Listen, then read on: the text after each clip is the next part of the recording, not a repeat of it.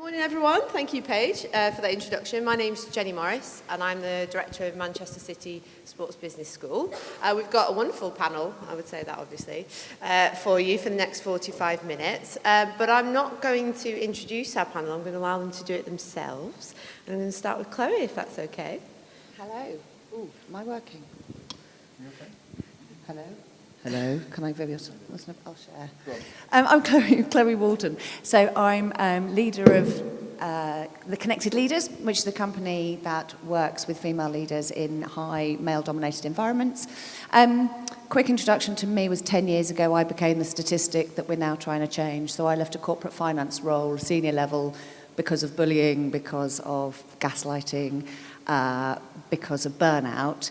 Interestingly, my boss was female, so it's not always about male-dominated environments. But I figured out that what I needed then, which I didn't have, was that I felt incredibly alone. And something that Ian mentioned earlier about we don't reach out to each other quite sometimes often enough to get that help. So I'm all about working on both sides of the inequality equation with organisations, teams and individuals, but to sort of define and design what leadership means. The best definition of leadership is the way you want to lead, and how do we figure that out? So for women, I talk about no trade-offs, no masks, just impact. So how do we help everybody to get to that space? That's me. Thank you, Chloe. And Gary? Morning, everybody. So Gary Laybourne, co-founder, CEO of Coach Core Foundation, is, I suppose, the day job. Again, I'll just give a quick set. I am your classic failed athlete. Cliche sport saved me from a pretty crappy upbringing. But it also led to me starting my coaching journey at the age of 17, firstly in kind of elite and academy spaces, and then the classic 6-month stopgap job in my mid-20s in sport charity world, and have never left and probably never will either. Very much with a view to trying to give back to those that need the opportunity most, so those from marginalised groups, those that face disadvantage, which again led us to the birth of Coach Core through myself and other youth worker head coaches being frustrated that lots of incredible sport for change programs, hard yards referral services, but typically they don't lead to a job or a thing that we know changes the dial. And so back in 2012, Coach Core was set up for just 20 young people, but it's now 21 cities, over 1,200 different young people and 350 different employers. So it's going from strength to strength, sadly, is what I always add onto the end. It shouldn't be needed, but we are obviously talking through the lens of how we are supporting young females into our wonderful sector. Thank you, Gary. And last but not least, Leah. Hi everyone, Leah Brown. I'm the founder and CEO of the WayFinders group. We work across sports, politics and media in change management. I spend most days helping people rebuild trust when things get political or when egos get out of hand. And my background is as a recovering corporate M&A lawyer, but I spend most of my time mediating conflicts in sport. So change management is really my bag.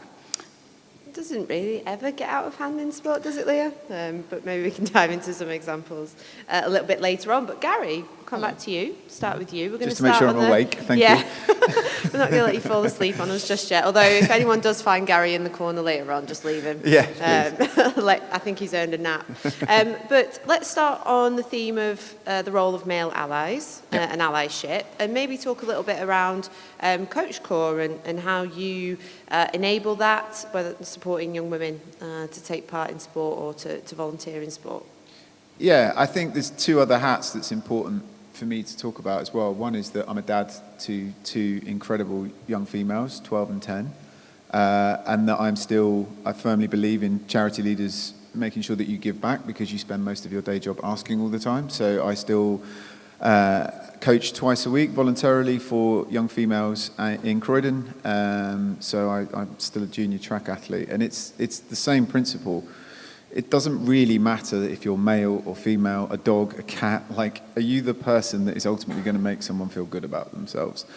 Give them space, give them time, and particularly in a work context, it's about that shift of trust. So just because you perhaps hold a position, it doesn't mean that you shouldn't be making space for females, particularly in a environment where typically they wouldn't be able to do so.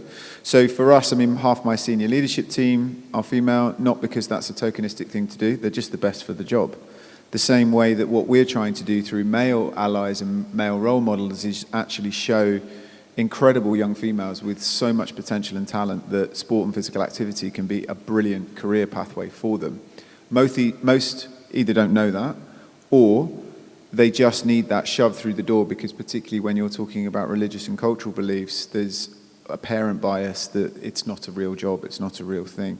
And so if you can be that male coach, that male mentor, whatever it might be, to be able to, first of all, make them happy, feel safe, feel good about themselves, and then create that space and platform for them to actually start to realize their potential in whatever that looks like, a job, being physically active, then that is the role for me of a male ally.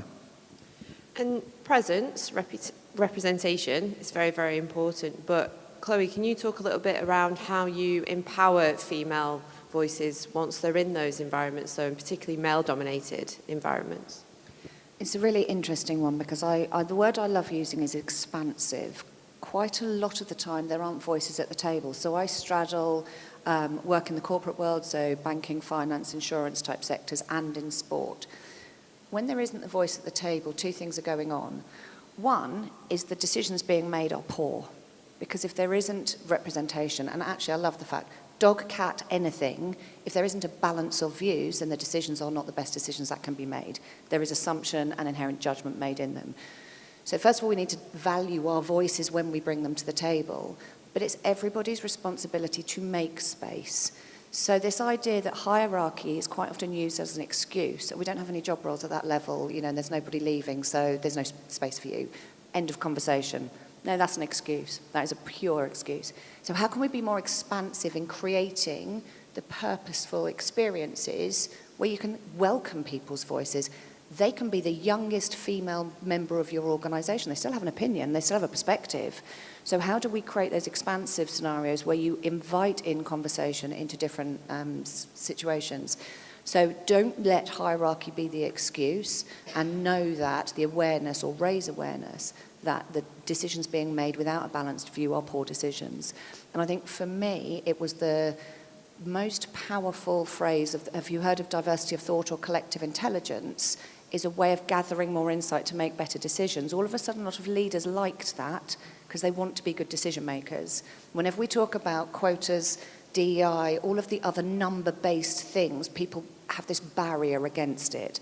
Well, I'm doing all I can, and we've come a long way, and all of that rubbish. So actually change the narrative into, how good are our decisions? Where else can I seek that insight from? Go ask people. Lightens the whole situation a bit.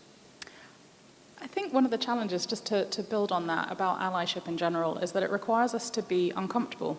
And we, by definition, don't like discomfort, and will run a million miles away from it. But I think there's a difference between intent and impact when it comes to male allyship. And part of that is men don't want to see themselves as part of perpetuating a system that is not favourable to women.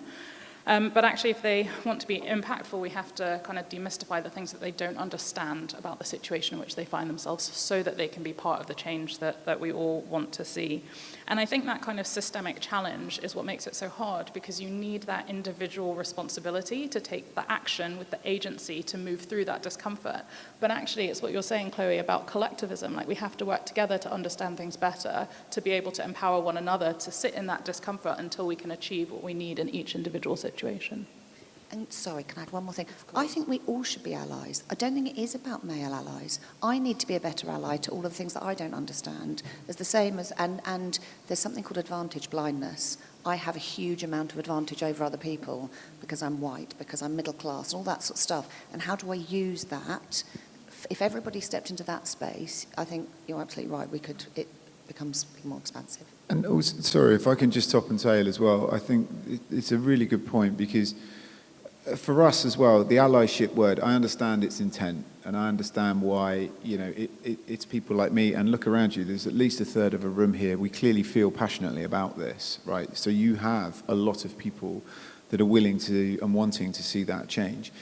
But I think as well, the other thing is that everybody wants to feel value and purpose. and particularly when we're talking about young females and even young males taking their first steps, particularly if they're trying to overcome barriers and challenge, that is ultimately your role to do it. But the danger for me is that male allyship makes it seem like you've got all the answers, you're holding the power. Now, a lot of the time, sadly, that still is the case.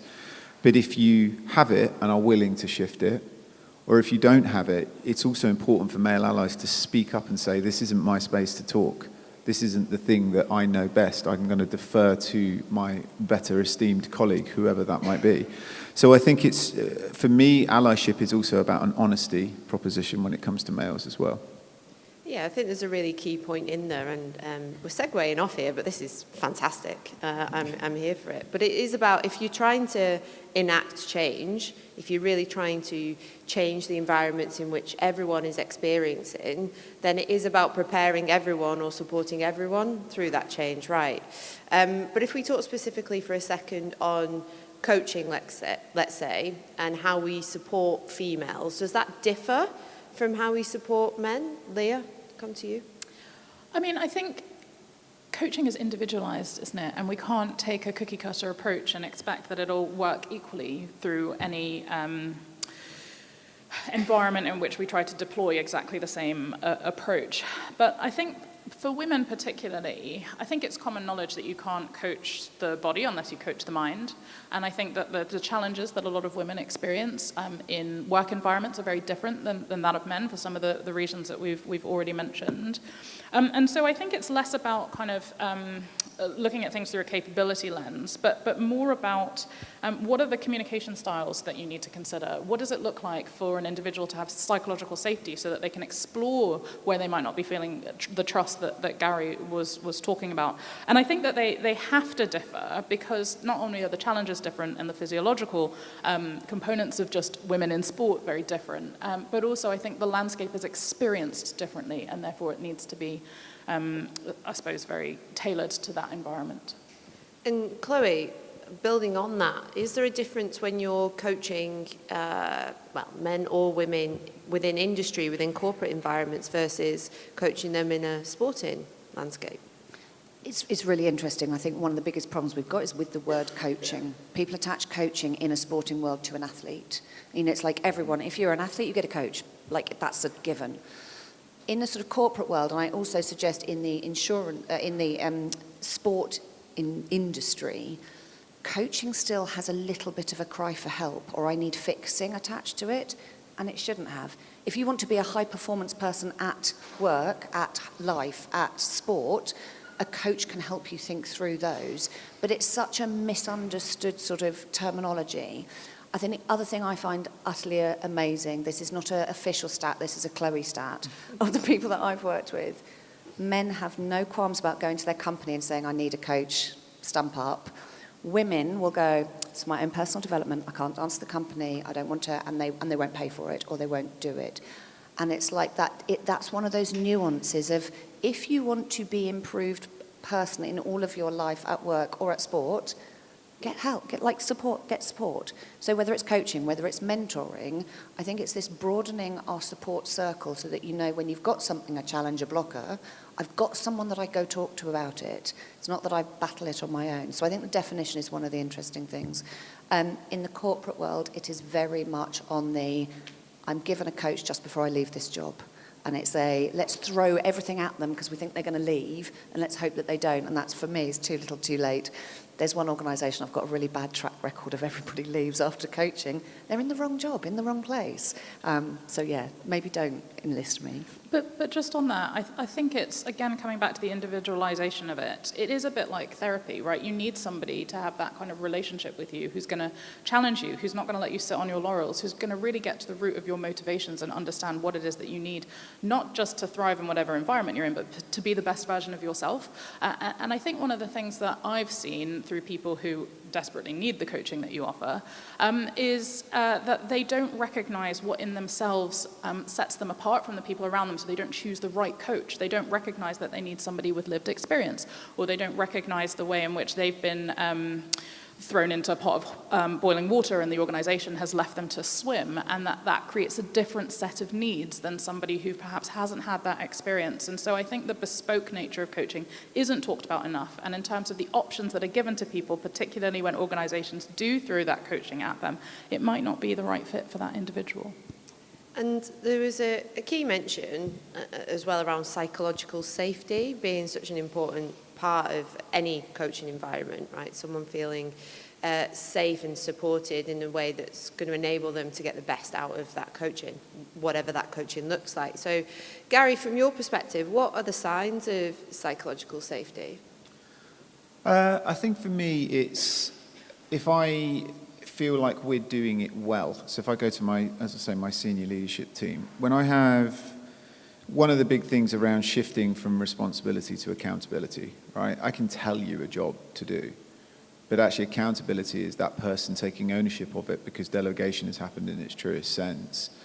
And they will then speak up, they will take the lead, they will start to assign and push other people, and I sit back and I watch it unfold. I'm there if you need me. So in the same way, for anybody that's ever read the Lieutenant Marquet book, Turn the Ship Around, very famous kind of character who transformed the entire US Navy, because instead of giving orders on tens of thousands of things that apparently he was supposed to know, he just empowered his team. So his team would come to him and say, I intend to do this, and he'd say, carry on, or he'd ask them to rethink. So I think it's that element of trust, of allowing people to make mistakes, of allowing people to take ownership of things and actually speak their mind and take control of their own journeys. I'd also just add slightly to the coaching point as well, because I think everything my peers have just said was absolutely spot on. I can't add to it. But I do think that there's an element of males ensuring that you upskill yourself and educate yourself as well, constantly. So if I take, for example, in the coaching world, and it does link back to your point, to this question, beg your pardon. So Eilish McColgan, if everybody knows who Eilish is just this incredible athlete who, shock horror, started talking about periods in sport. And I had two unbelievably positive, unbelievably good, strong male coaches who have been in my sport for a long time shuffle up next to me and go, what do we do about this? Like, how do I ask someone about this? And for that, to also then expect me to have that answer, go and speak to one of your female coaches, go and speak to one of your athletes, like bring their voice into it, because heaven forbid, once every 4 weeks, their times aren't going to quite be where they need to be.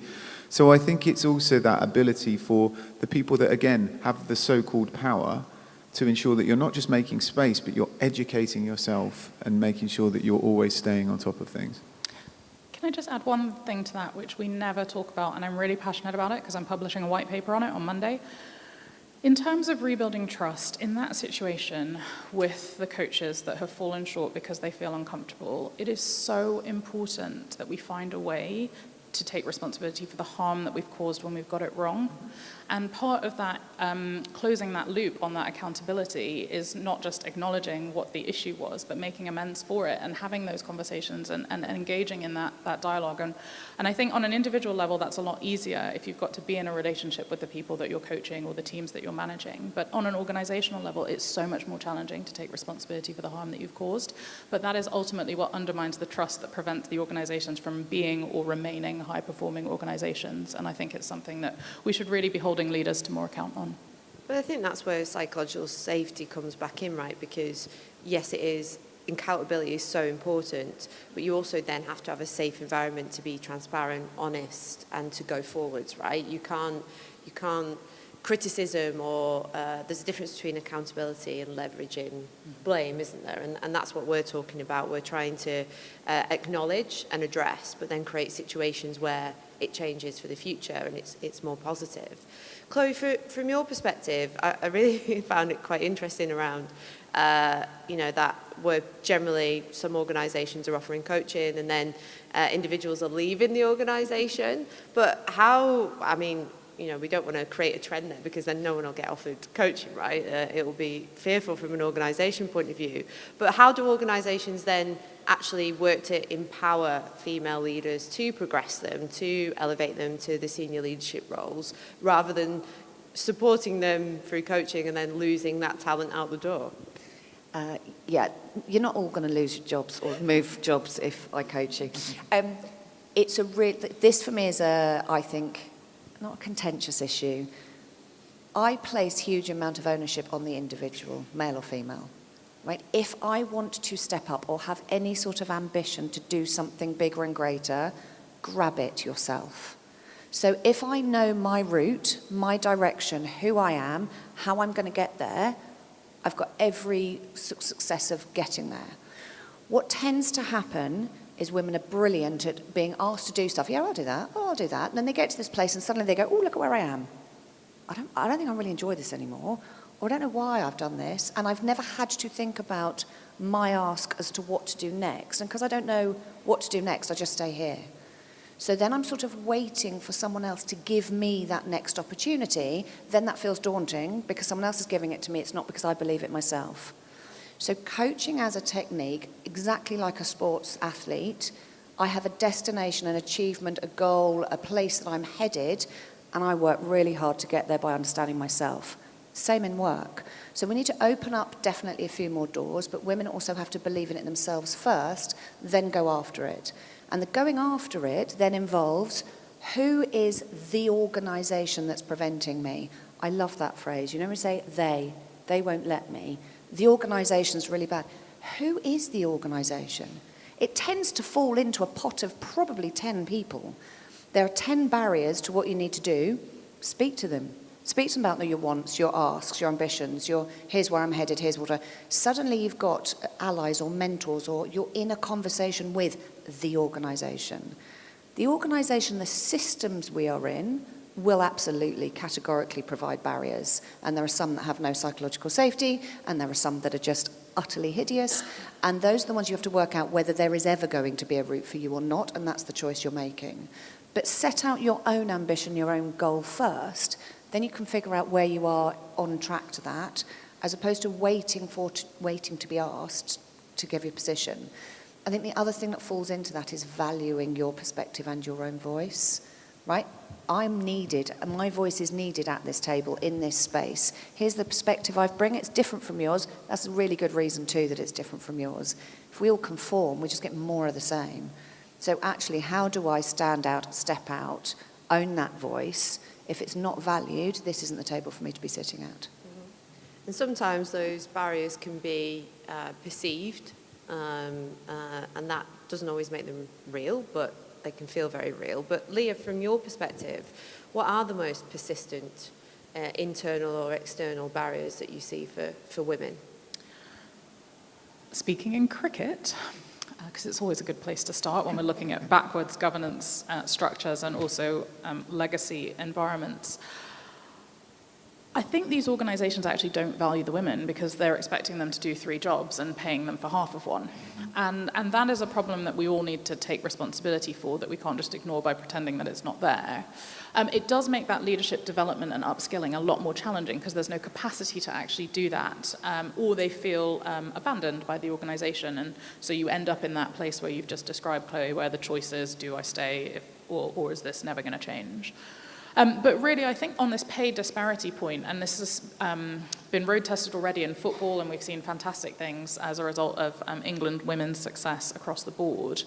But I think we need to get back to this equal value for equal role, equal funding, equal sponsorship, equal. I mean, I think we often talk about these conversations in the context of DEI, but it's so much more basic than that. And I think I would like to see boards of directors committing to that equal pay across bands for the leadership team. And I think removing that inequity from the system is saying to the club, you are as important as your male counterparts. And the women that you oversee are as important in receiving the same treatment, whether that's getting the same number of physios, whether that's getting the same number of additional counselling sessions or post-match recovery sessions or anything like that. And it's not the same and it's not equal, and yet we're happy with that. And I just don't think that we should be. And so I think there's a huge role from the institutions to take responsibility for that and to be ashamed, actually. Well, I want to dive into that a little bit more, but what I'm going to do actually is I'm just going to prompt everyone, because I know you're all listening very intently, which is great, but there is a Q&A function in your apps linked to this agenda item, and it's just to say I am going to make some time at the end for you to ask some questions. So if you're sat on anything or thinking you want to dive into one of these areas we've already talked about a little bit more, I've got this iPad here, so I'm juggling iPads, and I'm going to ask those questions in a few minutes, so just to prompt you on that.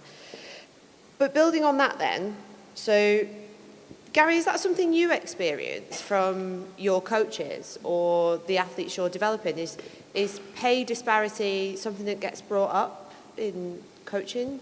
Yeah, of course. I mean, it's any role, any environment, any industry is, I think, still suffering from this ridiculous situation. And I think it's actually more visible in the elite sport side of things, that we pat ourselves on the back for creating yet another female coach or yet another yet another sports program for women, and yet we're still talking about over 9 out of 10 leadership roles in Olympic sports are still male dominated. How is that still happening?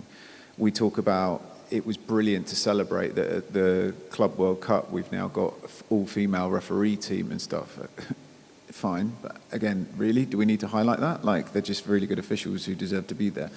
So I think absolutely, it's definitely something we see. It's a journey that we try to take employers on. So when we go back to allyship, it's about helping them understand the individual. So fair pay and good pay is ultimately going to create a happier, longer-term worker, full stop. Again, I don't rightly or wrongly, I just don't differentiate these things. It doesn't matter if we could be sat on stage talking about race today. We could be sat on stage talking about, diversity and disability and things like that. Like, if you are good at the job and you want that person to stay, you invest in them in every single sense. It's as simple as that. And we see time and again, those employers and those decision makers that do are the ones that benefit. If you want to take a backward/short-term approach to it, that is the results you're largely going to get. Chloe, I'm going to ask you quite a pointed question around, because we often talk about society being reflected in sport or sometimes heightened, right? And especially with the media coverage that sport receives. So pay disparity is talked about and so on within sport. But I'm going to ask you about what it's like in other industries, and if it's, is it just sport or do we see it? But I did want to make the point around, and this is something that drives me crazy, is there's no other industry where you would see an athlete, working full-time in their sport and then working a full-time job on top of that. You just wouldn't see that, right? If someone was advancing in a corporate setting, they wouldn't be doing the 9 to 5, the full-time job and another job on top. And I think that's really why it's such an important issue within sport. But yeah, Chloe, I just wanted to talk to you about what's it like in other industries, and from a coaching perspective, how do you support female leaders with navigating that? So this is where I'm going to go back to the organisation comes into it. I think one of the things that we're lacking in the worst organisations, I say the worst, those that aren't shifting, aren't making an impact, is this idea of humility. So if you bear with me, when we start a job, we get all our experience, we go up through the ranks, we become expert, we become C-suite or whatever. I am now defined by my very job title, knowledge and expertise. I can no longer say, I don't know the answer to that, or I don't know how to fix it. And actually, to your point, especially if I'm a male and someone says, right, how do we increase whatever for women? They're like, I don't know, so we just don't do anything. And that sort of idea of humility is, how do we get people to seek more insight into the challenges that we've got when it doesn't involve the person that's having to make the decision? So if it's not my burning platform to make a change, I won't. So how do we make it the burning platform? And I think and I'm not going to say by industry, because what there is pockets of truly excellent businesses within industries. So if you take something like insurance, is immensely male dominated. It is just a whole other world it's a whole other world. But what there are pockets of people that are just saying, we're not going to do it like that. We are going to be different. So things like alcohol being banned during the day so that deals aren't done in pubs over lunch, with your mates. There are things like things like golf, we've had some really interesting conversations about the role that golf plays in industry, in business, right? So for Women's Network, you need to go and learn to play golf. Women's Network? No, you don't. You need to come to London Fashion Week. So they are really challenging. Why do we have to then embody all of these behaviours to fit into what you're doing? This particular organisation, don't do it. They have equal paternity leave. They have amazing policies and procedures. As and when something comes up, they adjust. So it's not like we've done it before, we've tried that. It's how do we fix this problem with everybody going, we don't know how to solve it, who does need to be in the room, who's doing it best, and how do we do it? So it's creating that space, again to that word, of humility, of going, we don't have the answer, how do we get the answer, and what do we need to change to make a difference? That I see in insurance, I see in banking, I see in finance, I see in media. The place it starts is what does good business look like? And we can throw all the stats at you about, gender equal, boards make better decisions, better investment. I mean, we can list all that. It's not changing anything. Why? Because if I'm going to be mean, but if I'm a white middle class male at the top of this organisation, I don't need to change today. I'm good, thanks. So you need the governing bodies, you need the regulatory systems to force some of you're not going to get into this space if you're not doing X, Y, and Z, because that generates real change. It's who are they answering to, rather than necessarily expecting the individuals within the organisation to do it. Definitely, and thank you for those that have started submitting questions, by the way. I'm actually going to read one out right now, and I do apologise. I'm going to embarrass you, Shauna. Shauna Davidson, can you give us a wave? That's a wonderful question. That's why I'm embarrassing you. Apologies. But it follows on from this. Speaking about barriers, coaching and creating more opportunities for women, how can coaching better support women who have taken career breaks for family planning or caregiving responsibilities, and what systemic changes are needed to ensure that these pauses aren't perceived as professional setbacks? Who would like to answer that? I'm going to just do a little. I love best question. This company I was just talking about, the shared paternity leave, first guy that went on maternity leave went, well, hold on, what about my career? If I actually go out of the business for 6 months, what's going to happen to me? Welcome to our world. So actually having a policy where men can now adopt something that women are doing, as he goes up through the ranks, he now has a real awareness of what it means to leave the business for 6 months or longer and return to work. Again, good companies have coaching to return to work for the manager and for the person returning. So actually, as a manager, how do you coach someone that feels like, their life has fundamentally shifted? It can be 3 months, 6 months, 9 months, however long, a year. Their world has shifted. How does the manager support them, and how does the individual get supported as well? It's both sides of that equation. Gents in the room, can you put your hand up if you're a dad, please? Right. I would wager every single one of us here goes, oh my God, my wife or my partner, like what they go through. On a personal level, you have just this unbelievable respect for that process from start to finish. And yet some professionally don't translate and take that same approach. We were, let's say on the 1st of January, one of my senior leaders, female, gives birth. So we were going to pay that salary anyway.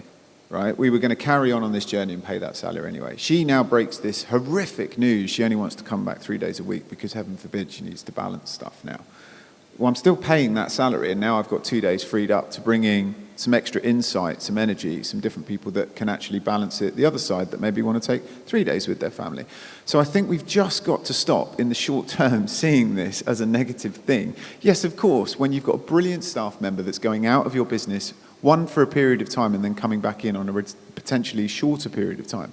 That's exactly how you need to look at it.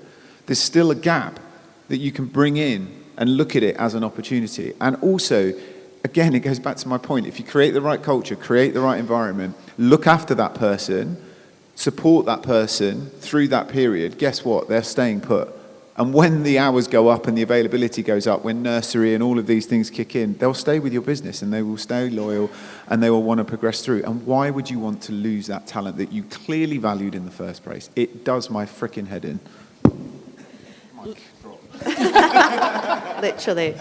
Leah, how do we work with governing bodies or organisations to make sure that that accountability is there? Yeah, I mean, I think one of the things we've seen a lot is best practice across different sport.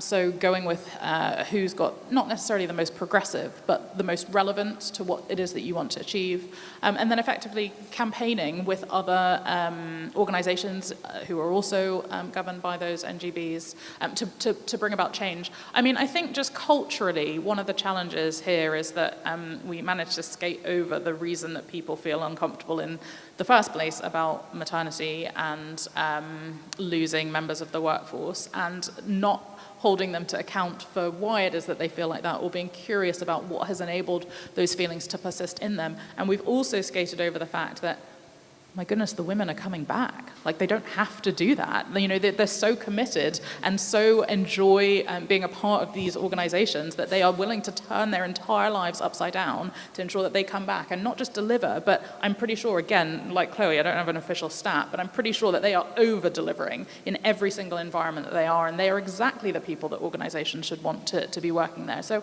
I think, again, it's challenging the leadership culture, even in the NGBs, to say, look, here is what's worked really well in our organization, this is what we need from you, and in order to effect this change over a longer period of time, it needs to be statutory, right? It has to be compulsory, and we can only achieve those changes through pressure. Completely agree. I'm just looking down at the there's some really good questions coming in. So we were going to expand a little bit more on best practices and lessons learned, but I might just air a couple of these for a second. So Leah's earlier point about equal investment into teams that support athletes and into women's sport is really important. One of the barriers that is cited is that women's matches, for example, don't generate enough income to justify / to be able to invest in the team. Do you think this is fact or fiction? And if it's fact, how do we overcome this? And that's from Laura Hickman-Sparks. Hi, Laura. It's definitely fact. We should get the men to move their matches. Or share. I mean, come on. If it's a race to media rights, and if you're going to be exploring the same media rights across all of the teams in your infrastructure, let's change the system, right? It's not a question of obtaining viewers. It's a question of the guardrails that are preventing the change applying equally to female teams. 100%. So here's another analogy which I see in the corporate world. If you have an array of products in your arsenal as a retailer, some will sell really well and some won't. But you don't chastise or penalise the buyers, the finance team, the anything behind the products that don't sell as much as the other products. It's a we. It is a how do we grow our business given that there is a range of things you're going to sell. Like, come on, it's this, for me it's the, I can't think of the right word, idiocy of you're penalising one place because it doesn't bring in the revenue, but then you're not giving them exposure to create the revenue, so then they're not creating the revenue. It's like, we're stuck in this stupid cycle and we're not changing, so it's, oh yeah, no, women's sport doesn't make any money, so we can't pay them much. And then you get this awful world, which I help, which is grateful. Oh, you should be grateful that. Oh, no, we shouldn't. Like, where is that space for what we deserve, are valued for, rather than, oh, you should be grateful. There's quite a lot more sport on now than there used to be. Still, if you look at any media outlet, there isn't a comment about women's sport for pages and pages and pages. Oh, rant over. No, it's all right. I'm going to add to that rant. It's the hypocrisy, isn't it? Because I think quite often women's sport is held to a different set of criteria or a different standard to men's sport, and there's this fallacy that men's sport has everything right, which just isn't, correct. I think men's sport, through a certain period with broadcasting changing, was just lucky that it was prevalent, right, at the time, and men's football, I think, is a fantastic example of that. But I think, Chloe, your analogy, though, of comparing it to industry, if you have as an organisation a range of products or programmes, and one isn't being as successful as others, you would strategise around, okay, how do we improve this? Are we marketing it wrong? Are we getting this in front of the audience that it's intended for. And I just don't think we ask that question enough in women's sport. No, I totally agree. I mean, I'm really fortunate. My sport, okay, look, individual sports in themselves have had gender parity issues in terms of pay, right? Tennis, prime example. But in the main, that's where the learning should be taking place. So if you imagined every athletics event switched the morning to the men and the afternoon to the females, I mean, think about it. One, it wouldn't work, but two, even if it did, no one would move, because we still want to watch Jess and Keely and all of these amazing athletes, full stop, not female athletes. So we don't turn off the TV after we've just watched Ingebrigtsen race because, oh, it's the women's 5,000, it's not going to be as good. We're not comparing times. We're comparing performances, and yet that is as explicit and tangible as you can get. So it is entirely about how you're framing and marketing things. And I think team sports could go a long way from learning from individual sports on that basis.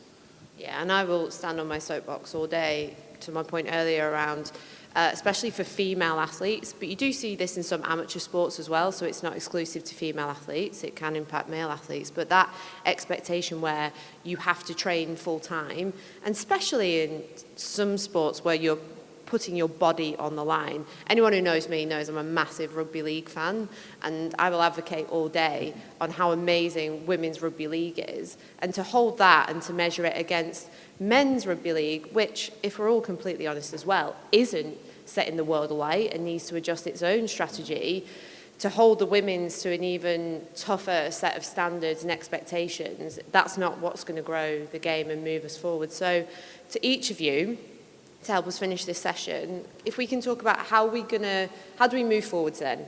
How do we make sure that that accountability is there? How do we support the people that have the ability to make sure that it happens? And how do we empower those who are going to benefit most? There's a lot in that question, but I guess what I'm asking for is final thoughts. And Leah, if I start with you. Yeah, I'm happy to. I think we need to audit our own environments, so whether that's ourselves or whether that's the organisations that we work in, as if we were auditing somebody else's business or somebody else's life. We're not very good at looking at our own challenges very objectively, but I think if we are in situations where the culture is subpar or the performance is subpar or the impact is subpar, we've got to exercise that both humility but also curiosity and working collaboratively to say, okay, I don't know the answer to this, but what if I could figure it out, or what if I could ask somebody, or what if I could look over there and see what's going on. And I think that posture of curiosity, I think, will really help. But I also think we need courage, because there's a huge amount of resistance to change in any forum, not least some of the challenges that we've described today. And so we need a sense of robustness to be able to stand up against those challenges and to push through and to say, no, this is non-negotiable. So I think curiosity about what you might find in the audit, curiosity about how to deal with that, and then curiosity about how to address some of the resistance that you face in doing so. Being robust about it, right? I agree. Gary? I think for me, it's more, it's just simply, are you truly inclusive? So if you are the sports coach, you need to understand that there's a third of girls that do not want to participate in sport because of their changing facilities, that we're losing half of girls through critical teenage years because of poor experiences, poor body consciousness, those kinds of things. Males absolutely have a role to play in supporting that. And particularly, again, it's a bit of a cliche phrase today, but if you can make space. So in Coach Core, all we are doing is empowering young people, full stop, to just realize the talent and potential that they've had all along. They might have everything to learn about being a coach, working as a sports development officer, being the sports agent of the future, working in sports media, but they have nothing to learn about their own backgrounds and where they live and where they come from and the experiences that they've had. And they can support people. Reverse mentoring programs, for example, when done well, are incredibly powerful. So I would just say to you, are you being truly inclusive and bringing those voices to your organization, your club, your practice, whatever that looks like? Thank you. Brilliant. You've sort of both stolen my things. One is know your ask. That's my thing. Don't wait for someone to gift you, give you, ask you. Know your own ask. So if you know yourself and know what you want, it's very hard for someone to take that away or to adjust it. So that's the first place to start. The second place is reverse mentoring. I don't know if you're aware of it, but if I know now what my ask is, if I connect to someone really influential, and that can be influential in any way. It might be within your industry, it might be within your organisation, it might be outside of. That takes that person on a really experiential relationship, allyship journey. Help me understand what it's like for you here. It's the best question we can answer for as many people as possible. But don't expect to do it in a training room, don't expect to do it en masse, do it one-to-one. So pick someone that needs to be taken on a journey that will obviously help you and advise you as well. But that's the education piece, that's the reverse mentoring piece. And I think organisations should do that, especially at a senior level, as a matter of default. And I think one really good place to start, which is the note I will end on, is there was even more wonderful questions that came through.